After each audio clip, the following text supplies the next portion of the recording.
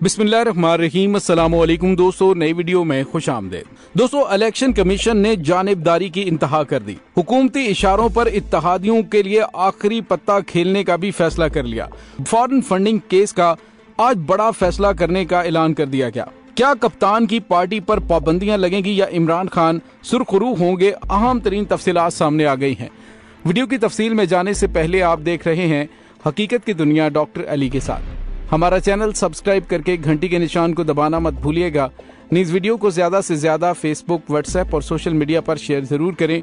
Share और like करने के साथ साथ कमेंट बॉक्स में पाक फौज जिंदाबाद, पाकिस्तान पाइंदाबाद और पाकिस्तान के गुमनाम हीरोज को सलाम का नारा कमेंट जरूर खींचेगा। दोस्तों, जिस तरह से हुकूमत को बचाने के लिए हर मुमकिन कोशिश की जा रही है, जिस तरह से इमरान खान बार बार कह रहे हैं कि चीफ इलेक्शन कमिश्नर बददियानत आदमी है और उसका काम सिर्फ और सिर्फ नून लीग को तहफ़्फ़ुज़ फराहम करना है और तमाम वो फैसले करने हैं जो पाकिस्तान तहरीक इंसाफ के खिलाफ हों। दोस्तों, याद रहे कि हाई कोर्ट की जानिब से कहा गया था कि फॉरेन फंडिंग केस का फैसला तमाम पार्टियों को इकट्ठा सुनाया जाए, लेकिन चीफ इलेक्शन कमिश्नर ने कहा है पीटीआई फॉरेन फंडिंग का फैसला आज ही सुनाया जाएगा। पाकिस्तान तहरीक इंसाफ का मुस्तकबिल क्या होगा? क्या पार्टी की रजिस्ट्रेशन मंसूख होगी? क्या इमरान खान पर गलत बयान हल्फी देने पर आर्टिकल 62(1)(f) का इत्तलाक होगा?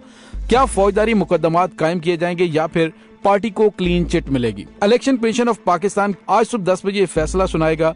इलेक्शन कमीशन के मुताबिक ममनुआ फंडिंग केस सुनाने का फैसला ऐसे हालात में किया जा रहा है कि जब हुकूमत की जानिब से बार बार कहा जा रहा है कि फॉरेन फंडिंग केस का फैसला सुनाया जाए।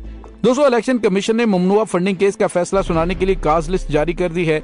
पीटीआई ममनुआ फंडिंग केस का फैसला 21 जून को महफूज किया गया था। काज लिस्ट के मुताबिक चीफ इलेक्शन कमिश्नर और इलेक्शन कमीशन के दीगर 2 अरकान फैसला सुनाएंगे। दोस्तों, याद रहे कि पंजाब के बाद खैबर पख्तूनख्वा में भी चीफ इलेक्शन कमिश्नर के खिलाफ करारदाद मंजूर की जा चुकी है। अब चीफ इलेक्शन कमिश्नर अपनी नमक हलाली करने के लिए आखिरी पत्ता नून लीग की जानिब से खेल रहे हैं और पाकिस्तान तहरीक इंसाफ के लिए मुश्किलात खड़ी करने की कोशिश की जाएगी।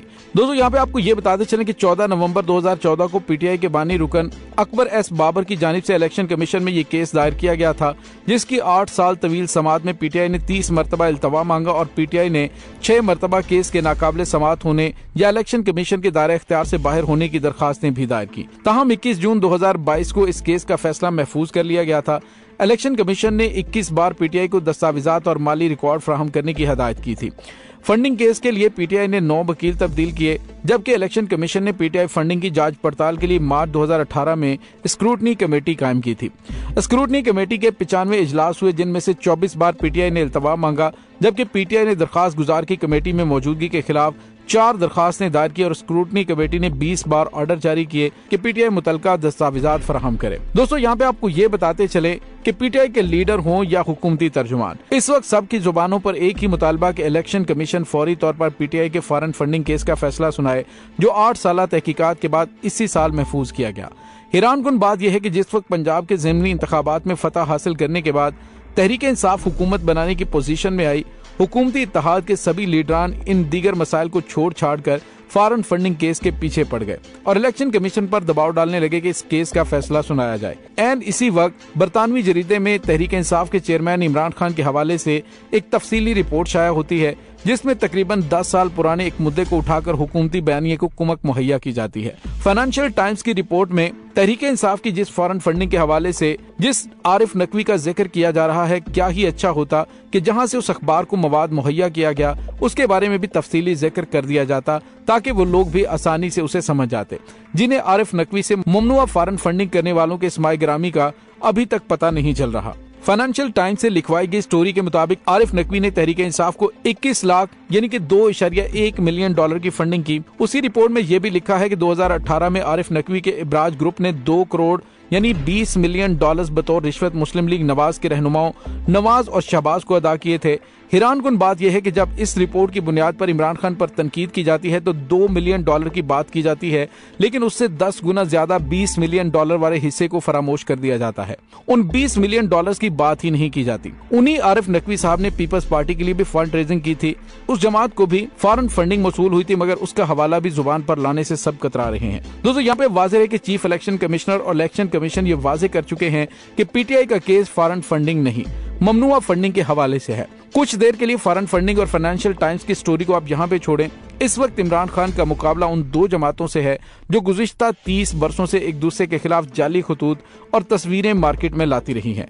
ये खतूत और तस्वीरें अक्सर मुकामी नहीं बल्कि बैरूनी ममालिक के मुख्तलिफ सहाफ़ियों के जरिए सामने लाते रहे हैं। इमरान खान तो इस मामले में बिल्कुल नौअमूज हैं। मुल्क का हर फर्द गवाह है कि कैसे मुल्क के इदारों के खिलाफ एक मुतनाज़ इंटरव्यू एक ऐसे शख्स को दिया जाता है जिसे खुसूसी तैयारे पर बुलवाया गया।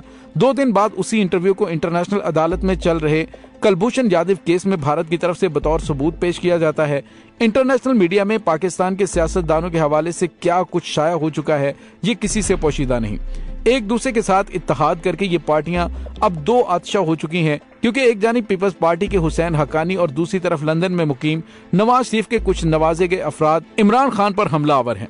बात का बतंगड़ बनाते और लोहा गर्म पर चोट लगाते हुए मुबैना तौर पर फाइनेंशियल टाइम्स को तमाम मवाद इलेक्शन कमीशन के दफ्तर से मुहैया करने की बातें भी गर्दिश कर रही हैं, क्योंकि जो कुछ उस अखबार में शाया हुआ ये वही मटीरियल है जो इलेक्शन कमीशन के रिकॉर्ड में है।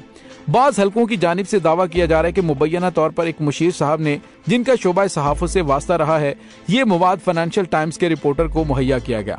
दोस्तों यहाँ पर वाज़ेह है कि फाइनेंशियल टाइम्स के उस रिपोर्टर से ट्विटर पर जब ये सवाल किया गया कि पाकिस्तान में उसके साथ बतौर मुआवन काम करने वाले सहाफ़ी कौन थे, पाकिस्तान में उसने सारी मालूमात किसकी मदद से हासिल की, तो उसका जवाब था ये सारी स्टोरी मैंने अकेले ही की है और पाकिस्तान से भी सारी मालूमात खुद ही इकट्ठी की हैं। दोस्तों ऐसे वक्त में जब पूरी पीडीएम इलेक्शन कमीशन पर फॉरेन फंडिंग के महफूज फैसला सुनाने पर सरकारी और जाती दबाव डालने के अलावा मीडिया पर एक खुसूसी मुहिम चला रही है, ऐसे में फाइनेंशियल टाइम्स की स्टोरी का सामने आना कुछ अजीब सा लगता है। मीडिया और सियासत से मुताल्लिक कुछ अहबाब का तो यही मानना है कि इमरान खान को दबाव में लाने के लिए ये सब कुछ एक तयशुदा प्लानिंग के तहत किया जा रहा है, क्योंकि 17 जुलाई के पंजाब में होने वाले ज़िमनी इंतखाबात में तहरीक इंसाफ की पंजाब भर और खास तौर पर लाहौर में कामयाबी ने सबको हिला कर रख दिया है। हुकूमत को तमाम खुफिया इदारों ने यही रिपोर्ट्स दी हैं कि अगर अगले चंद माह में इंतखाबात करवाए जाते हैं तो पंजाब और केपीके से तहरीक इंसाफ 2/3 नहीं बल्कि 3/4 अक्सरियत से कामयाबी हासिल कर सकती है। उन रिपोर्ट्स में यह भी तजिया किया गया कि पीडीएम सिवाय सिंध के अंदरूनी इलाकों के बाकी कहीं भी इमरान खान का मुकाबला करने की सकत नहीं रखती। इसलिए इस फोबिया से निजात और सियासी मैदान में निकलने के लिए पीडीएम जमातों के पास अब एक ही तरीका बचता है कि कुछ ऐसे केसेस बनाए जाएं जिनकी बुनियाद पर अगर इमरान खान को सजा दिलवाना मुमकिन ना हो तो भी उनकी इखलाकी साख को काबिल तलाफी नुकसान पहुंचाया जाए। इस ज़मन में अब इलेक्शन कमीशन में महफूज किया गया फॉरेन फंडिंग केस ही पीडीएम की आखिरी उम्मीद रह चुका है। अब यही फैसला किया गया कि इसे हर मुमकिन तौर पर सियासी मकासद के लिए इस्तेमाल किया जाएगा। बाज़ हल्के इस केस के हवाले से ये भी कहते हैं कि इस फैसले से कुछ भी नहीं बदलने वाला, क्योंकि अगर इसमें कुछ ऐसा होता तो अब तक सामने आ जाता। दूसरी बात, जिस फंडिंग को राई का पहाड़ बनाकर तहरीक इंसाफ पर कीचड़ उछाला जा रहा है, इसकी तफसील तो तहरीक इंसाफ पहले ही इलेक्शन कमीशन में जमा करवा चुकी है। ऐसा ही केस 2017 से दीगर सियासी जमातों के हवाले से भी जेर समात है और पीटीआई केस में सुनाया गया फैसला दूसरे केसेस के हवाले से मशअले राह बनेगा। यानी जिस फंदे में पीडीएम की जमातें तहरीक इंसाफ को फंसाना चाहती हैं, आने वाले वक्त में वही फंदा उनका भी मुंतजिर होगा।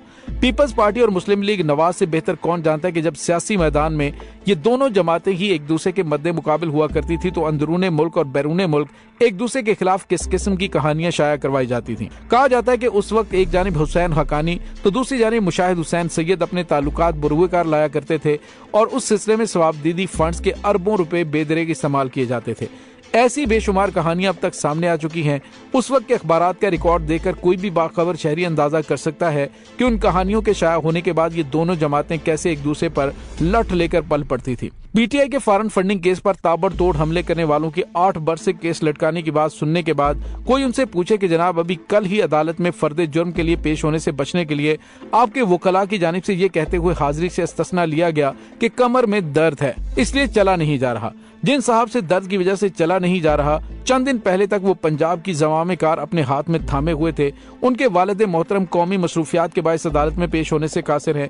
जिस वक्त अदालत में ये बयान पढ़ा जा रहा था तो उस वक्त वजीर आजम साहब हवाई जहाज और हेलीकॉप्टर की तवील परवाजों के बाद बलोचिस्तान में सैलाब जदगान के नाम पर इकट्ठे किए गए लोगों से खिताब कर रहे थे। हमारे यहाँ फॉरेन फंडिंग की इस्तिलाह को इस कदर मनफी बना दिया गया कि इससे वतन दुश्मनी की बू आने लगती है। क्या हमारे फलाही इदारे फॉरेन फंडिंग पर नहीं चलाए जा रहे? क्या ह्यूमन राइट्स जैसी तंजीमें फॉरेन फंडिंग पर काम नहीं कर रही? 16 दिसंबर 2017 को सुप्रीम कोर्ट के चीफ जस्टिस जनाब जस्टिस साकिब निसार की सरबराही में कायम बेंच का दिया जाने वाला फैसला एक बार फिर बड़े गौर से देखना और पढ़ना होगा, जो हनीफ अब्बासी साहब ने इमरान खान के खिलाफ गलत हल्फिया बयान देने के सिलसिले में दायर कर रखा था। उस फैसले में सुप्रीम कोर्ट ने फॉरेन एडेड पार्टी और प्रोहिबिटेड फंडिंग में तफरीक करते हुए उसमें प्रोहिबिटेड का लफ्ज निकाल दिया था। सीनियर सहाफी मजहर अब्बास की स्टोरी को भी फॉरेन फंडिंग केस में रिकॉर्ड का हिस्सा बनाना चाहिए कि एक सियासी और मजहबी शख्सियत को दुबई एयरपोर्ट पर क्यों और किस वजह से रोका गया था। उस वक्त के दुबई के पाकिस्तानी कौंसल खाने के एक आला ओहदेदार की जुबानी ये कहानी मीडिया समेत हर इदारे के पास मौजूद है।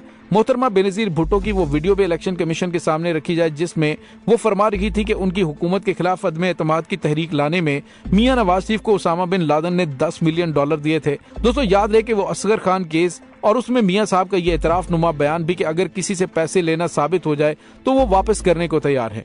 क्या कभी इस पर भी कोई एक्शन लिया जाएगा? फ्रांस के साबिक सदर निकोलस सरकोजी को उसकी इंतखाबी मुहिम के लिए लीबिया के सदर मोअम्मर कज़ाफी ने फंडिंग की थी। पाकिस्तान की एक छोटी मगर अहम सियासी पार्टी के सरबराह ने तराबलस के मुतअद्दिद निजी दौरे किए और साबिक वजीर दाखिला शेख रशीद के मुताबिक उस जमात के सरबराह ने मोअम्मर कज़ाफी से करोड़ों डॉलर वसूल किए थे। ये इल्जाम उस पार्टी सरबराह पर उनकी अपनी जमात के कुछ अरकान भी आयद कर चुके हैं। इन हालात में किसी भी सियासी जमात के हवाले से फॉरेन फंडिंग का जायजा लेते हुए उसके ज़ैली इदारे, चाहे वो कोई मदरसा ही क्यों ना हो, उनके अकाउंट की जांच पड़ताल भी इलेक्शन कमीशन के लिए लाजम हो जाती है। दोस्तों इस तमाम सूरत हाल के बारे में आपका क्या कहना है? कमेंट सेक्शन में अपने ख्यालात का इजहार जरूर कीजिएगा। इसके साथ ही डॉक्टर अली को इजाजत दीजिए। इंशाल्लाह बहुत जल्द मिलते हैं एक नई वीडियो में। तब तक के लिए अपना बहुत सारा ख्याल रखिएगा। पाक फौज जिंदाबाद, पाकिस्तान पाइंदाबाद, पाकिस्तान के गुमनाम हीरोज को सलाम। अल्लाह वारिस।